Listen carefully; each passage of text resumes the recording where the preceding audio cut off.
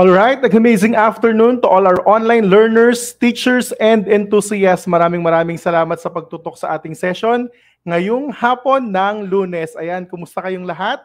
Pero bago tayo magsimula ng ating session, syempre batiin muna natin ang isang maligayang kaarawan ng ating kaibigan si Doc RJ na nakita kong unang-unang nag-comment sa ating chat box. Maraming salamat, Tutor RJ, sa pagtutok sa ating session and happy birthday po ulit. Hello naman kala Teacher Precious Lara Lino Reyes, kanila Ma'am Milet Garcia at kala Sir Dan Albo. Ayan sa ating mga teachers na mga nakatutok ngayong hapon at sa ating mga online tuties katulad nila Harry Ira, Philip Ray Almancera at sa iba pa. Maraming salamat. Continue lang to share our session this afternoon. Si Tutor Ichad muna ang makakasama ninyo ngayon dahil merong report si Tutor Rainier sa kanyang paaralan sa Manuel Luis Quezon sa SDO Caloocan. So, let's get this started na para matapos agad natin ang ating session. Ayan. So, tuwing Lunes ng hapon, alas 3 hanggang alas 3:40, makakasama nyo ang tambalan ni Tutor Rainier mula sa SDO Caloocan City at ni Tutor Ichad mula sa SDO Malabon City live na live sa Facebook page ng DepEd Itulay at YouTube channel ng DepEd Itulay, DepEd Philippines at DepEd EdTech Unit. Alas 3 hanggang alas 3:40 ng hapon ang ating Science 10 session. Bibigyan ko ng 1 minuto ang aking sarili at kayo din para i-showcase ang inyong sharer badge. Ilagay lamang sa comment section ang inyong pangalan, paaralan at ang division kung saan kayo nabibilang. So maraming salamat muli. Batiin ko lang ang ating mga nangunguna ngayon ng mga sharer, si Kerja Leona Marin, ayan, isa rin sa ating mahusay tuti. Thank you so much for watching our session. Angel Rose Dasilio, thank you so much. Mula sa Ramon National High School, thank you so much. Hello ulit kanila Emmanuel Ulay mula sa Crino National High School. At sa mga mag-aaral ng Ramon National High School, ayan, sa mga mag-aaral nila kala Harry Ira. Ayan, thank you so much for watching our session. Ayan, kumusta kayong lahat? Philip Ray Almancera, hello rin sa iyo. Ayan, mula sa Quirino District sa may Quirino National High School. Thank you so much. Share nyo naman ang ating session para ma-shoutout ko kayo mamaya during our assessment and pre-assessment segment, di ba? No? Ayan, habang sumasagot tayo. Thank you. Hello Kalalaika Gumiran mula dyan sa Quirino National High School at natapos na ang oras ni Tutor Ichad. Ayan, continue lang po na i-share natin ang ating session sa ating Facebook at sa YouTube channel. Thank you po. Ayan, so napakabilis ng panahon. Quarter 3, week 7 na ang ating usapin. Dito sa Science 10, ang ating session ngayong hapon ay may pamagat na Occurrence of Evolution. So last week, pinag-usapan natin ang iba't ibang mga sources of evidences for evolution.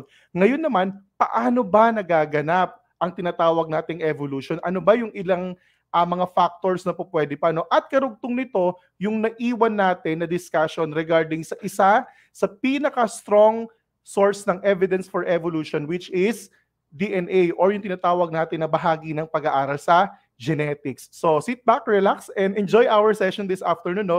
Nawa ay marami kayong makuhang bagong kaalaman sa ating mga pag-uusapan. Maraming salamat sa development team na gumawa ng ating ADM module mula sa Region 1, dyan sa may SDO City of San Fernando, La Union, sa kanilang mga writers, editors, reviewers, illustrators, layout artists, at ang kabuuan ng kanilang management team. Maraming salamat po. Ayan, so ang ating most essential learning competency ngayong hapon ay napakasimple lang, syempre, explain the occurrence of evolution, na may code na S10LT-3G-40. So isa ito sa mga huling bahagi, no, ng ating lesson ngayong quarter 3. Nawa ay sa pagtatapos natin sa biodiversity and ecology next week, di ba, kasama ang ating ibang bahagi na pag-uusapan ngayong quarter 3 ay maituloy natin ang inyong pagkatuto at malamang maigi, no, kung ano ang mga pupwede pa nating malaman para sa ating learning competency ngayong hapon.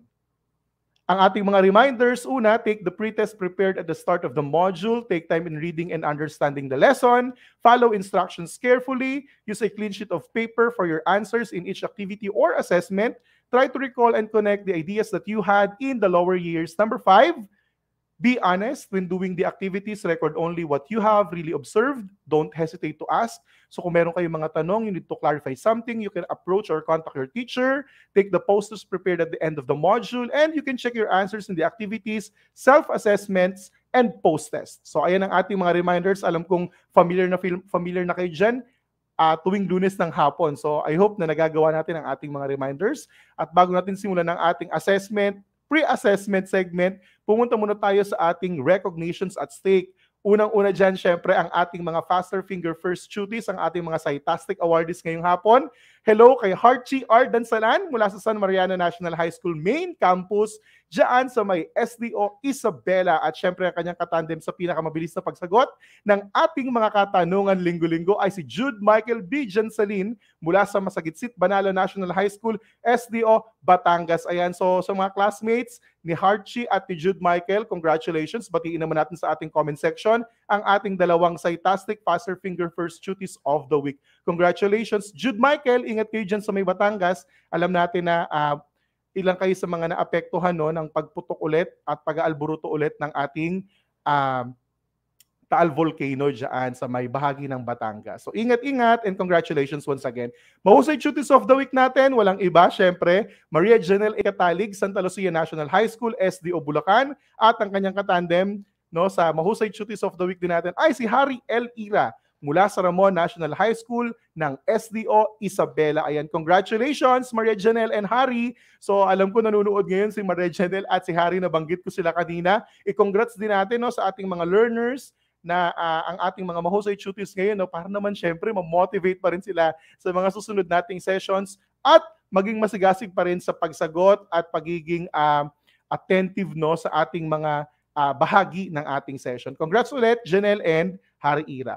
Maraming salamat din po sa ating mga Mahusay Teachers of the Week na aking mga kabaro dito sa SDO Malabon City. Sir Rogelio G. Anicete Jr. mula sa Malabon National High School, SDO Malabon City, at si Ma'am Elena D. Lorzano mula sa Panghulo National High School, SDO Malabon City. Ayan, maraming salamat Teacher Rogelio and Ma'am Elena para po sa inyong mga suporta po na binibigay sa ating mga learners dito sa SDO Malabon City. Ayan, na patuloy po ninyong itinutulay ang pag-aaral ng ating mga yan ang ating mga mag-aaral. Ayan. So maraming salamat po and congratulations po sa inyo pong dalawa. Ayan. At last but not the least, ang ating mga Mahusay Schools of the Week mula sa SDO Malabon City, ang Malabon National High School, mula sa SDO Davao City, ayan, ang F. Bangoy National High School, marami tayong learners dyan.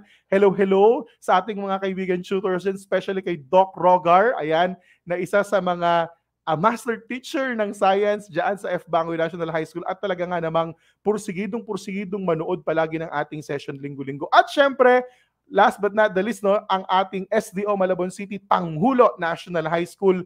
Yan, dito rin yan sa may Malabon. So congratulations sa ating mga Mahusay Schools of the Week. Batiin natin ang lahat ng ating mga awardees para sa linggong ito at i-congrats natin sila para naman syempre ma-motivate ang ating mga learners, teachers at mga enthusiasts sa mga paaralang kanilang pinanggalingan. Maraming salamat po and congratulations muli. Punta na tayo sa ating pre-assessment segment na What I Know. Multiple choice ulit, basahin ko ang directions. I will read each question carefully. Choose the letter of the correct answer. Use a separate sheet of paper for your answers. Or gamitin nyo ang ating comment section para i-comment ang inyong mga tamang sagot. Ayan, again, numero muna ng katanungan at ang letra ng tamang sagot in capital letter. Okay? So alam ko, ready na ang ating mga learners, ready na rin si Tutor Ichad para mabasa ang inyong mga katanungan. Simulan na natin to. Unang tanong, what do you call the process that results to the formation of new species because of evolution? A, speciation. B, mutation. C, reproduction. Or letter D, migration. Ayan, so sagot-sagot ng ating unang katanungan. Bago ko makita ang mga tanong ng ating mga learners, nakita ko nag-comment si Jasmine Orteza. Basa muna ako ulit ng ating mga pagbati. Hello sa mga mag-aaral muli ng Quirino National High School, kay Michelle Saltarin Roa. Hello sa iyo. Harchi, unang-una, letter A. Number 1, letter A. Rainiel Manabat de Vera mula sa Macabebe High School dyan sa SDO Pampanga. Hello. Letter B, si Rainiel. Ayan. Si Angel Rose Dacilio, letter A. Philip Ray El Mancera, letter B. Tignan natin ang kasagutan. Ang tamang sagot para sa question number 1 ay, ang galing ni Harchi, it's letter A. Speciation, ang tawag pala sa formation ng bagong species. So pag-aaral natin maya-maya yan, okay? Question number 2. The following are statements that describe Darwin's theory of natural selection except, ayan, ano kaya rito ang hindi bahagi ng theory of natural selection ni Charles Darwin? Is it A, members of a population will compete? B, populations tend to reproduce in small numbers. C, members of a population have heritable variations. Or letter D, some members of a population have adaptive skills. Ayan, ay adaptive traits. Ayan. So, ano kaya ang hindi bahagi diyan ng pag-aaral ng theory of natural selection ni Charles Darwin? Hello, hello ulit. Kay Risha Magtoto mula sa Santa Lucia National High School, SDO Bulacan. Hello, hello sa mga learners natin dyan. Tutor Marky, ang ating tutor sa grade 8. Hello, maraming salamat, Tutor Marky, sa pag-support ng ating session. Jonel Bengoa mula sa Ocampo National High School dyan sa may SDO Camarines Sur. Hello, hello sa inyo dyan. At sa mga learners natin kahit saan pang panig ng Pilipinas. Ayun, maraming salamat sa pagtutok. Basahin ko ang mga sagot. Na unang sumagot si Jillian Ibanez Manuel. Letter B daw ang sagot niya sa number 2. Si Justin Aragual, letter B. Ayan, si Luis Errol Francisco ay letter A. The correct answer is letter B. Populations tend to reproduce in small numbers. Okay, Mia, bakit ba hindi kasama yan? Kasi bahagi ba ng natural selection ang mas maraming bilang ng offspring kapag under ng reproduction? Okay, last question, pre-assessment. What I know, which of the following causes evolution states that sexual selection is not merely by chance? Ayan. A, non-random mating. B, genetic drift. C, gene flow. Or letter D, gene mutation. Again, A, non-random mating. B, genetic drift. C, gene flow. Or letter D, gene mutation. Hello, hello po, Ma'am Melo de la Cruz mula sa Pulong Buhangin National High School. Nanonood si Ma'am Melo ngayon sa atin. Thank you po, Ma'am. Kapram, Tutor Ram ng Math 5, no? Nanonood rin mula sa Doña Magdalena H. Gafood High School. Ayan, thank you po sa panonood po ng ating session, teachers. Ayan, continue po natin i-share ang ating session.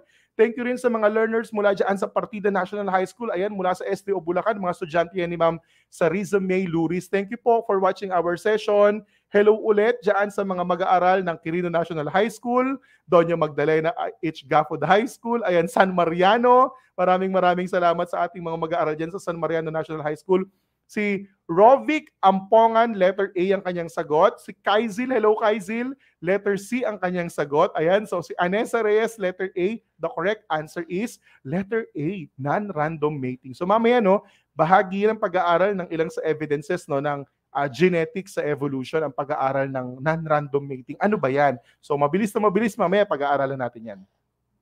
I-comment ang inyong scores para naman malaman natin kung gaano na karami ang inyong nalalaman sa ating session ngayong hapon sa Occurrence of Evolution. Kayo ay mga amazing at Cytastics learners natin ngayong hapon. Ayan, syempre, comment lang. Meron kayong maraming clap mula kay Teacher Melo. Maraming salamat po, Ma'am Melo. Ayan, so Stephanie Gail Valdez, ayan, thank you for watching, no, mula sa Santa Lucia National High School. Ayan, comment natin, si Nageshley Prades ay 2/3. Si Rodrigo Fermin Velasco ay 2/3 yan siguro, nagkabaliktad lang.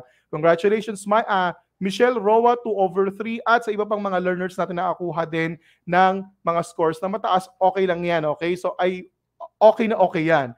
At nawa ay madagdagan pa ang inyong kaalaman. At ganoon din sa mga nakakuha ng mababa, no, sa 2 or 3 yan, okay lang yan. At least nawa ay bago matapos ang ating session ay madagdagan ang inyong kaalaman at masukat natin yan mamaya sa ating post-test or assessment natin. Okay? So, let's start our session. Punta muna tayo sa pinaka-background ng ating pag-uusapan. There are different mechanisms to explain the occurrence of evolution, which include the theories of evolution by Jean-Baptiste de Lamarck and Charles Darwin and other modern theories. So, alam naman natin, di ba, last week pinag-usapan na natin in a nutshell, di ba, yung discussion na ginawa ni Charles Darwin regarding sa pag-aaral niya ng evolution. Maya-maya, magda-dive deeper pa tayo, no, kung ano pa ba yung meron sa mga pakana ni Charles Darwin sa pag-aaral niya nung pumunta siya sa Galapagos Island sa Chile habang nagkakandak ng kanyang studies. And syempre si Jean-Baptiste de Lamarck, no, kung ano rin yung ways na ginawa niya, pinag-aralan niya yung mga giraffe, bakit nag-elongate ang kanilang mga neck, ano bang nangyari, kung bakit nakasurvive yung may mahahabang leeg at bakit hindi na humaba pa yung leeg ng mga may maiikli lang. So may mga ganyang usapin pagdating sa pag-aaral ng occurrence of evolution. Studies on the occurrence of evolution sets the genetic basis for evolution or genetics basis for evolution, which includes studies in mutation, population genetics, allele frequencies, synthetic theory, and the Hardy-Weinberg equilibrium and evolutionary patterns. Particularly yung mga evolutionary patterns, no, pag-aaralan natin yan, ano ba yung gene flow, ano ba yung genetic drift. So mamaya iisa-isahin natin yan at nawa ay maunawaan natin kung ano ba ang mga kaganapan na yan sa evolution para mas lalo pang madagdagan ang ating kaalaman sa pag-aaral nito. Okay? Next, the population geneticists apply the principle of genetics to determine evolutionary relationships among species. Evolution is defined by the geneticist point of view as a change in gene pool. Ano ba yung gene pool, Tutor Ichad? Gene pool pertains to genetic composition of individuals in a population. When you say genetic composition, di ba, you know that some, di ba, of organisms, particularly on our example that you can see on your screen, yung mga butterflies, di ba? So, in-example ko yung butterfly kasi alam ko mapapakanta kayo ng paro-paro G, di ba? Habang nagsisession tayo. Pero in essence, sa background pa lang ng ating discussion ngayon, yung nakikita ninyo no, ay parang ay tinatawag natin na gene pool na kung saan mayroon tayong iba't ibang uri no, ng butterfly or color, dun lang muna sa traits or characteristics ng kanyang distinct color, okay? So yung gene pool na yan, kapag strong AA, no, ang ating genes, no, makikita nyo dyan, it's color maroon, yung pinaka-dark na color. Meron tayo dyang AA na small, which is yung light green or apple green na nakikita ninyong kulay. Ganun din naman yung tinatawag natin na combination ng color na yon, which is capital A and small a, no, medyo hindi lang natin na-zoom in. So, try kong ma-zoom in para makita ninyo. So, mapapansin nyo dyan, meron silang nasa loob na letra. Okay? So, yung letra na yon ay nag-identify kung ano yung genes na meron sa kanila. Okay? So, yun yung halimbawa ng pag-aaral ng tinatawag natin na gene pool. Maya-maya, magda-dive deeper tayo sa part na yan ng gene pool. Kasi background pa lang ang pinapakita ni Tutor Ichad. No? At may kinalaman itong part ng gene pool talaga sa tinatawag natin na pag-aaral or occurrence of evolution. Let's discuss. First, kilalanin natin si Jean-Baptiste de Lamarck. So alam ko, aware na kayo kung sino yan. So baka mamaya, bakit Sir Tutor Ichad, bakit hindi siya tinatawag na Jean o Jean? Diba? Kasi he's a French naturalist, si Jean-Baptiste de Lamarck. So medyo may pagka-French, dapat ang pronunciation naman. He believed that organisms change over time. He proposed that organisms evolve in response to their environment. He was able to develop 3 theories, which includes theory of need, theory of use and disuse, and theory of acquired characteristics. So, ang tindi ni Jean-Baptiste de Lamarck, di ba? Medyo, competitive pagdating sa pag-aaral na yan. Kasi kung i-compare kay Charles Darwin sa kanyang theory of evolution at theory of natural selection, medyo matindi ang argument na ibinibigay ng mga theories na to ni Jean-Baptiste de Lamarck. So isa-isahin natin una sa mga nabanggit niya dyan ay yung theory of need. So ginamit ko yung icon no, or emoji ng giraffe to illustrate a lot of theories provided to us by Jean-Baptiste de Lamarck because he believed that on his experiments no, na-conduct niya regarding sa mga giraffe or pinagmula ng giraffe, mas lalong ma-identify kung paano talaga nagkakaroon ng evolution. Sabi diyan, the theory of need states that organisms change in response to the changes in their environment. They were able to develop characteristics necessary for them to adapt in their modified environment that leads to size increase of body parts or function changes. Actually, etong tatlo, no, yung theory of need, theory of use and disuse, and theory of acquired characteristics na kinandak or binigay sa atin or provide sa atin ni Jean-Baptiste de Lamarck ay nagpapatunay no, ng ano bang tawag ito? Interconnectedness ng mga theories na kanyang nilatag. So hindi stand alone actually si theory of need. Connected siya sa theory of use and disuse at theory of acquired characteristics na binabanggit ni Jean-Baptiste de Lamarck. So yun yung ilan sa mga part na kailangan nating maunawaan. Kaya ang example dito is all about giraffe.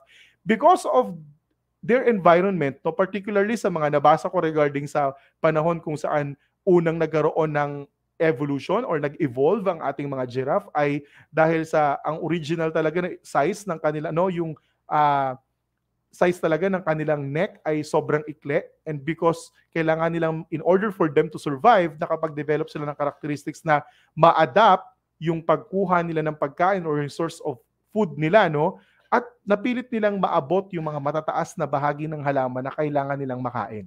So na-acquire nila yung ganung klase ng paghaba. Okay? So, mamaya malalaman natin na may ilan sa bahagi ng pag-aaral ni Jean-Baptiste de Lamarck ang tinuligsa actually mismo ng kanyang ng isa pa nating evolutionist at naturalist na si Charles Darwin. Karugtong ng theory of need, no, ng pangangailangan ay ang theory of use and disuse, yung hindi mo na kailangan, hindi mo na pwedeng gamitin, or kung hindi mo naman na ginagamit, hindi mo na yan patuloy na madedevelop. Okay, so theory of use and disuse, which shows that organs that are not used will disappear while those that are constantly used will be developed. Lamarck believed that short-necked giraffes strained their necks to reach for food from trees, causing their necks to become longer. The acquired long necks of these giraffes were passed on to their offspring. So ayun yung nangyari actually, no? So kung hindi ka na makapag-develop, ito ay hindi nangyari over a decade or a century, hindi lang yung 100 taon na. So a lot of generations pa ng giraffe bago nila na-acquire yung ganong klase ng characteristics. Kaya ang endpoint ng pag-aaral ng theory of need, theory of use and disuse ni Jean-Baptiste de Lamarck ay nag-end sa tinatawag natin na theory of acquired characteristics, or kilala rin sa tawag na soft inheritance. Kasi yung tinatawag natin na theory of inheritance of acquired characteristics na binanggit ni Jean-Baptiste de Lamarck ay nagpapakita na organisms experiencing such modification can transmit such a character to its offspring. So, dun pumapasok sa part ng evolution, okay? Tandaan nyo, pinag-aaral natin evolution, pero pumapasok yung part ng character manifestation or modification sa kanilang mga offspring. Diba? It's all about genetics. Hindi ka naman makakapag-aral ng evolution kung isasantabi mo yung pag-aaral ng genetics. Okay? So, mapapansin nyo dyan sa tinawag na mga ilang scientists at naturalists na Lamarck's giraffe, okay? Kasi ito yung ilan sa mga pinag-aralan ni Jean-Baptiste de Lamarck, no? Yung mga original short-necked ancestor nila ay nagpatuloy na i-stretch ang kanilang mga neck to reach, no, yung mga leaves o yung mga dahon ng mga puno na kanilang kinakain at in-stretch ng na-stretch yan, and stretching until neck becomes progressively longer, okay? Driven by inner need. Kaya nga nagsimula yung part ng pag-aaral ng theory ni Jean-Baptiste de Lamarck sa tinatawag na theory of need, kasi yung pangangailangan nila in order for them, no, na makakain. Mapapansin nyo, wala dyan yung natural selection or ibang mga pinaglalaban ni Charles Darwin, kasi meron siyang ibang paliwanag regarding dyan. Okay, so yan yung tatlo sa binabanggit natin na unang bahagi ng pag-aaral ng mga scientists ng theory of evolution, ang theory of need, theory of use and disuse, at theory of acquired characteristics or soft inheritance na pinag-aralan at binigay sa atin ni Jean-Baptiste de Lamarck. Punta naman tayo sa On the Origins of Species by Means of Natural Selection na isinulat noong 1859 ni Charles Darwin, isa sa pinakakilalang naturalist at evolutionist na nagpakilala ng napakatinding pag-aaral sa evolution. So he published in 1859 that book, which shows that population of living organisms adapt and change.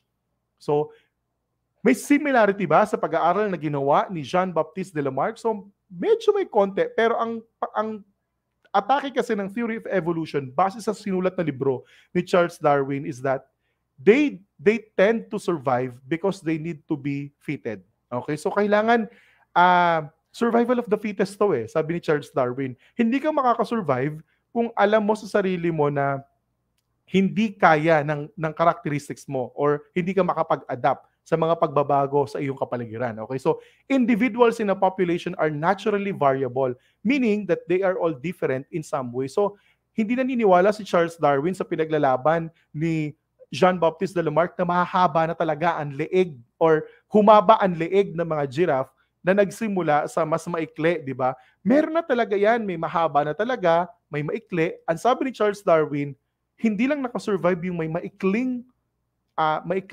neck na giraffe because hindi na sila makakain. Okay? At ang nakasurvive lang ay ang mayroong mahahabang leeg. So yun yung explanation sa On the Origin of Species by Means of Natural Selection ni Charles Darwin sa pinaglalaban na theory of need, theory of use and disuse, at theory of acquired characteristics na ginawa ni Jean-Baptiste de Lamarck. Okay? So punta tayo ngayon sa natural selection na binanggit rin sa atin ni Charles Darwin. Siyempre, alam naman natin na kapag sinabi nating natural selection, bukod sa pag-aaral na kung ano lang ang makakasurvive, mahalagang maunawaan din natin na ang theory of natural selection na binigay ni Charles Darwin ay mula sa malalim na pag-aaral niya na ginawa sa Galapagos Island sa may Chile. Okay, Chile, okay. So, di ba, pag nagpapakilala, maanghang kasi. So, sakay ng HMS Beagle, ayan. So, ang HMS Beagle ay isa sa pinaka malaki no, na sasakyan mula sa Europa na naghatid sa kanya sa South America, sa bansang Chile, at hinatid siya sa isang isla na tinatawag na Galapagos, kung saan yung fascination niya, no, sabi diyan, Charles Darwin was fascinated by the diversity of organisms he found along his journey. He observed that finches have different beaks, no, yung iba't ibang mga ibon doon sa isla ng Galapagos have different beak structures for various food types. The abundance of certain type of finch in an island was somehow associated with the type of available food in their habitat. Sabi ni Charles Darwin, kung mapapansin mo yung isla ng Galapagos Island, hindi sasapat yung bilang nung species ng ibon or finches na makikita mo ron. Naniniwala siya na long ago, no, napakahabang panahon, long time ago, no, mas marami pang uri ng ibon ang nakatira sa Galapagos Island, pero unti-unti silang nawala because of availability of foods. Okay? At ang nakasurvive lang, tandaan natin, natural selection always model the survival of the fittest. Diba? So yun yung lagi niyong pinaglalaban. So, hindi nakasurvive yung ilang mga ibon na sinasabi niyang nandudoon din sa isla ng Galapagos dahil hindi sila nakakahanap ng sapat na pagkain in order for them to survive.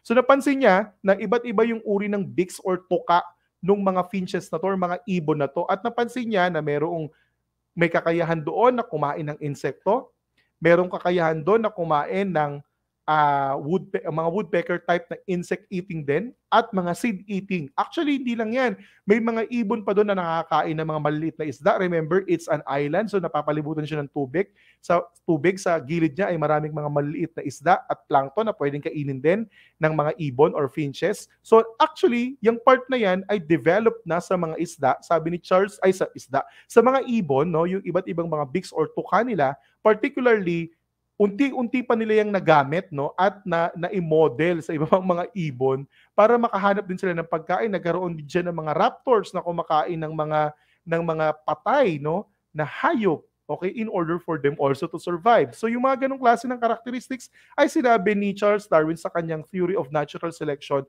na sila lamang ang nakasurvive dahil meron silang kakayahan base sa kanilang structures, ayan, at sa kanilang kakayahan na makapaghanap ng survivalship techniques. Ayan.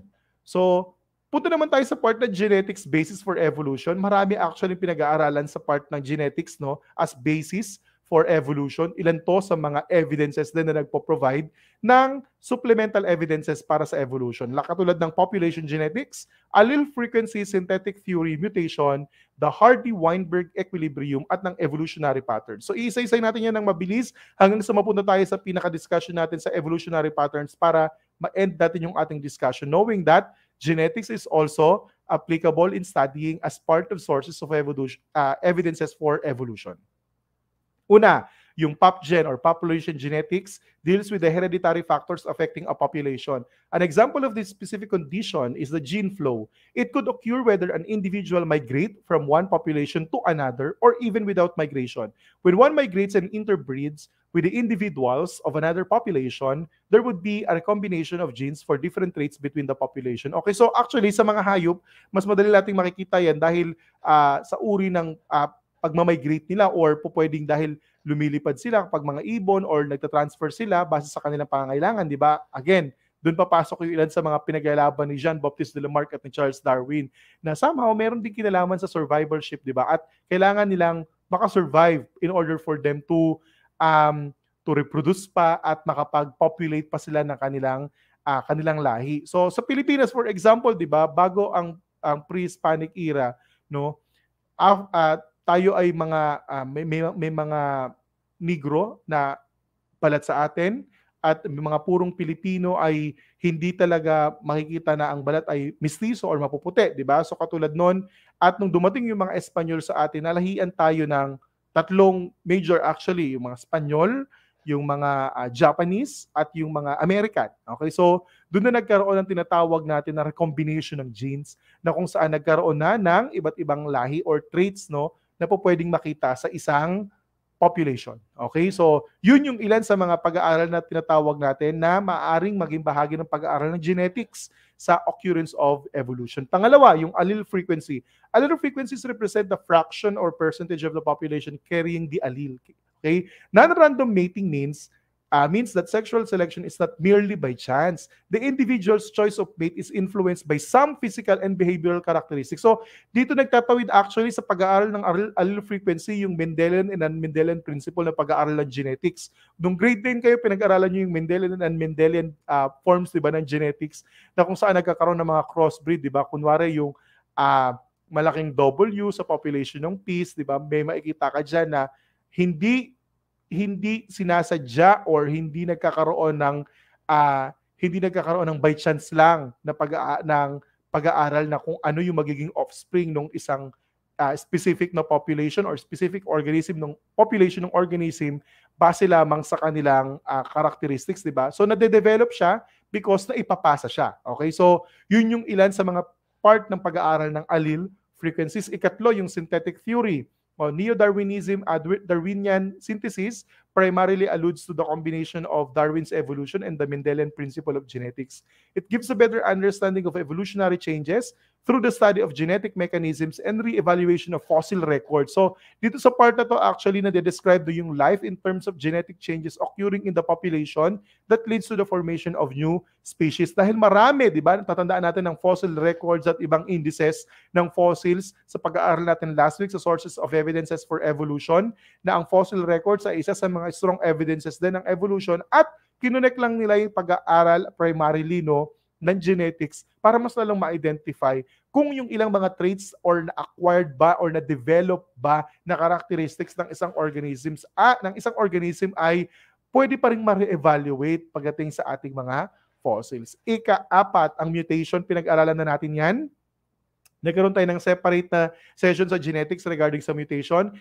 Mabilis lang. So mutation is defined as any change in chromosomes or genes. It has two types, gene mutation which include changes in the gene's composition or order, and chromosomal mutations which involve changes in the structure of number of chromosomes. Maya-maya sa mga pattern, pag-aaralan ulit natin yung mutation. Tawid lang muna tayo sa Hardy-Weinberg equilibrium, which deals with the distribution of alleles within the population. It states that in stable population, allele frequencies remain constant from one generation to another if several conditions are met.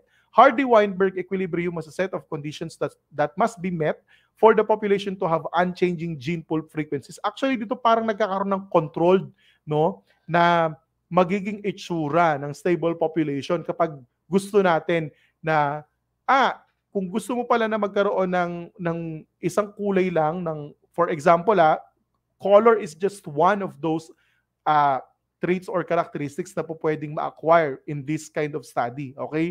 Sa pag-aaral ng Hardy-Weinberg equilibrium, na po pwede na kung gusto mong makontrol na magkaroon lang ng pula at puti at pink na uri ng halaman, so sa part ng allele frequencies, dapat ma-meet mo yung condition para ganun lang din yung maging resulta ng yung offspring. Okay, somehow, etong part ng pag-aaral ng Hardy-Weinberg equilibrium ay masyado pang mas malalim. And it's really connected sa pag-aaral ng genetics na pwede naman natin actually talagang pag-aralan ng mas malalim kung may mga sapat pa tayong oras. So, I hope na aralin ninyo yung ilan sa mga bahagi ng pag-aaral ng genetics which is connected also to evolution.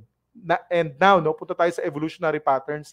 This one shows manifested patterns that can be observed in and among organisms, and how these patterns can be detected and analyzed to let scientists draw conclusions about the causes and underlying processes. The evolutionary processes can rarely be observed directly in natural systems, and their accumulated effects result in different patterns that scientists can observe. Una dyan ay tinatawag natin na natural selection, binanggit natin kanina, but it's also one of those patterns.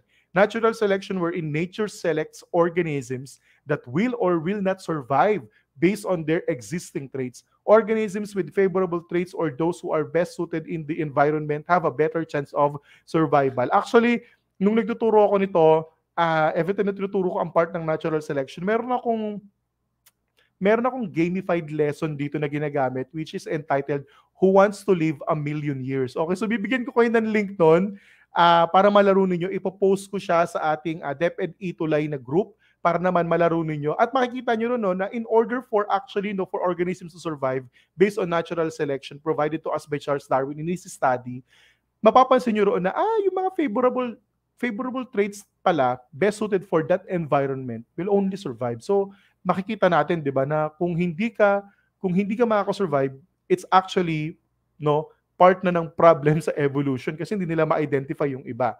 Okay? Pangalawa dyan is the genetic drift. Genetic drift is defined as a change in gene pool due to chance alone. Certain traits in the population could be reduced or eliminated through some unpredictable disasters or accidents such as earthquakes, floods, fires, and diseases. Actually, yung part na yan ang kumukontra sa ilan sa part ng allele frequencies at yung tinatawag natin na the Hardy-Weinberg equilibrium. Pero may mas malalim pa kasi dyan na part na chances given, di ba? May nangyaring event. Maaaring kaya nawala yung ilan sa part ng gene pool na ganitong kulay ng cockroaches or moth or bug, di ba? It's because of an event. Okay, so hindi natin mapapansin na nagkakaroon ng ganyang klase ng pagkakataon, okay, sa ating pag-aaral. Next is the gene flow. Ayan, gene flow is the transfer of genetic material from one population to another. Parang sa isang gene pool, parang nagkaroon ng tagas at napunta sa kabila yung ilang genetic material. If the rate of gene flow is high enough, then two populations will have equivalent allele frequencies and therefore can be considered a single effective population. So may ilang nag-transfer, napunta yung isang brown dun sa green population, nagkaroon tinatawag na gene flow. Last but not the least, syempre yun pa rin yung mutation, simple illustration dahil nagkaroon siya ng problema sa kanya or random change sa kanyang genetic composition, particularly DNA and RNA-based sequences, nagkakaroon ngayon ng pagbabago sa pinaka-characteristics and traits. Remember that DNA as a whole, di ba, in this study actually portrays the overall characteristics and traits of an organism. So kung may pagbabago sa basic unit na yan ng DNA, maaaring may maging malaking pagbabago sa itsura, sa kabuuan ng isang organism. So that's our session. Punta na tayo ng ating assessment. Mag-overhead na si Tutor Ichad. I will read again each question carefully. Choose the letter of the correct answer. Use a separate sheet of paper for your answers or i-comment ninyo ang inyong mga kasagutan. Unang tanong, alam ko ready na kayo. What agent of evolutionary change can result to a population with limited variation due entirely to chance? Ayan. So A, is it mutation? B, gene flow. C, genetic drift. Or D, inbreeding. Ayan. So, thank you so much. Maraming salamat po sa San Mariano National High School SDO Isabela sa mga patuloy na nanonood sa atin yan. Hello sa iyo, Jillian Ibanez Manuel, watching from saan pa ba to? Ayan, Santa Cruz National High School, Binacod Campus. Ayan, maraming salamat. Alena May Domingo. Ayan, so tignan natin ang sagot ng ating mga learners na Gesh Lay Prades. Alam mo na, Gesh, chinachat kita, hindi kita ma-reach out. Actually, gusto kitang i-recognize kasi hindi kita ma-reach out. So message mo naman ako. Alam ko may message ako sa iyo. Thank you so much, Gerald Cultivo, letter C. Harry Ira, letter C. Michelle Saltarin, Rowa, letter C. Pia Bon, Gazmin, letter C. The correct answer is very good. Letter C. Ang gagaling ng mga learners natin, ha? Question number 2 for our assessment. Which of the following describes mutation? A, a result of inbreeding. B, change in gene pool due to migration. C, any change in the structure of chromosomes. Or letter D, differential survival and reproduction of organisms. Ayan. So hello po and watching from Alibadabad. Hello sa mga taga-Alibadabad dyan sa SDO Isabela. Maraming salamat. Hello sa iyo, Riza Elaine Barya. Ma'am Melo, thank you po ulit for watching our session. Salamat po. Ayan, so nakikita ko may sagot din dito yung ilang mga learners pa natin. Hello din kay Lyra Joy Domingo mula sa Alibadabad National High School dyan sa may SDO Isabela. At sa kanyang teacher, isa rin sa ating mga mahusay teachers, Ma'am Ana Olga. Thank you so much po, ma'am, for watching and supporting our session. Number 2 tayo. Punta tayo dyan. Ang sagot ni Nagesh ay letter C. Si Harchi ay letter B. Si Eric ay letter C. Sinong nagwagi sa tatlo? Correct? It's letter C. Tama si Nagesh. Okay. Any change in the structure of chromosomes? Question number 3, last question. Which of the following mechanism will cause the gene pool of two populations to change? A, mutation. B, gene flow. C, genetic drift. Or letter D, natural selection. Ayan. So thank you so much ulit. Andrea Nicole Malyari Gonzalez, thank you for sharing our session. Maraming salamat. Hello ulit sa ating mga mahusay tuties. Kerja Leona Marin, Princess Ira Lakap, ayan, mula sa Santa Lucia National High School, SDO Bulacan.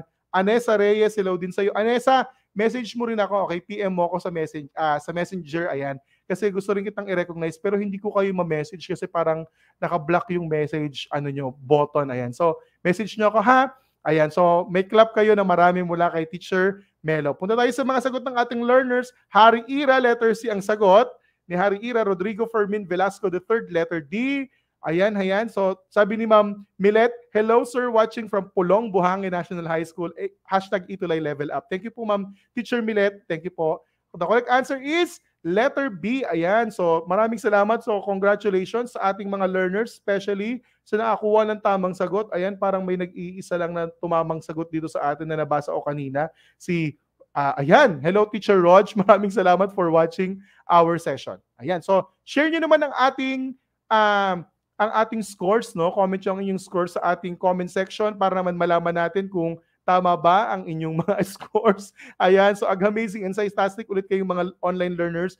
Gerald Cultivo, maraming salamat for watching. Very good. Si Teresa Obumani, 3/3. Si Harry Ira, 2/3. Ayun, nakakatawa naman si Harry Ira. 2/3, Philip Play Ermancera, yan, congratulations.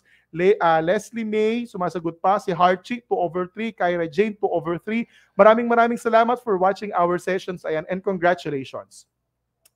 Patuloy na i-share ang inyong mga reflections gamit ang ating official hashtag Itulay Mahusay, at ang nakikita nyo sa ating banner mark sa ibaba, hashtag Itulay Level Up. Ayan, so maraming salamat. Share nyo lang. Patuloy namin binabasa yan ni Tutor Rainier kada linggo. Ayan, so muli ang ating Science 10 ay mapapanood tuwing Lunes ng hapon alas 3 hanggang alas 3:40 sa Facebook pages ng DepEd Itulay at YouTube channel ng DepEd Itulay, DepEd Philippines at DepEd EdTech Unit. Kasama syempre walang katulad, Tutor Rainier mula sa SDO Caloocan City at ang inyong Tutor Ichad mula sa SDO Malabon City. Gracias, merci, grazie, shukran jazilan. Salamat po and thank you. For comments and suggestions, i-email nyo po kami sa edtech@deped.gov.ph para sa kahit na anong question, reaksyon, opinion, question na ginawa natin ngayong hapon sa ating session. Maraming salamat po sa pagtutok ng ating programa sa DepEd Itulay at susunod na alas 4 hanggang alas 4:40 ng hapon ang Disaster Readiness and Risk Reduction kasama si Tutor Edson mula sa SDO Mabalaca, Tutor Eko mula sa Philippine Red Cross ng SDO Ormoc City at si Tutor Leo mula sa SDO Isabela. Kita-kita po tayo next week sa ating Week 8 recognition at iba pang bahagi ng ating session. Maraming salamat. Thank you po, Tutor Madge, ang ating pong director ngayong hapon, sa aming program head, Tutor Kevin mula sa SDO Calamba City, Tutor Rainier, hello po. Kita po tayo next time. Ayan. So, ingat po. See you next week. Paalam.